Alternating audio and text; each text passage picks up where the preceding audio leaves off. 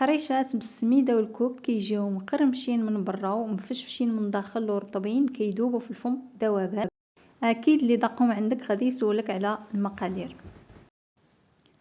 في بول غادي نحتاج 2 ديال البيضات، قبيصه ديال الملحه كيف العاده لتصحيح الذوق فقط، كاس ديال سكر سنيده، وجوج اكياس ديال سكر الفانيليا.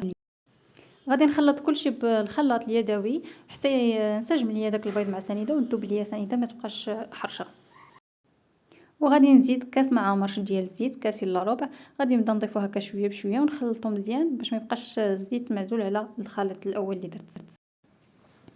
صافي هنايا غادي نزيد واحد القشور ديال المبشور حامضه هكا باش كيعطينا واحد البنه زوينه. غادي نضيف زلافه ديال السميده الصفراء، السميده اللي كنديروا بها الحرشه، وجوج اكياس ديال خميره الحلويات.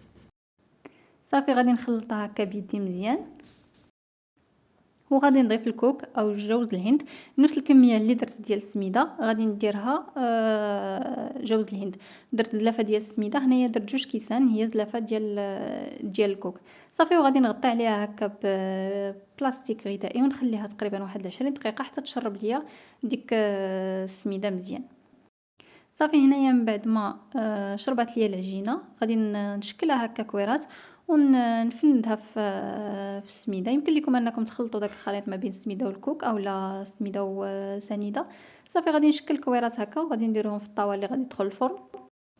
الفران في هذا الاثناء كيكون كيسخن، كنشعل عليه من الفوق ومن التحت. صافي ملي كندخل الطاوه ديالي كنشعل عليها من الفوق حتى كتبدا تشقق وكنهبطها لتحت كتكمل الطياب ديالها. وكيكون هذا هو الشكل النهائي ديال الحريشات ديالي، راه كيجيو رطبين بزاف وكيذوبوا في الفم. فما تنساوش انكم تخليوا لي اراء ديالكم في التعاليق، واللي ما متابعش الصفحه ديالي يدير متابعه، واكيد ما تنساوش تبارطاجيو الفيديو مع احبابكم وصحابكم، والى فيديو جديد ان شاء الله.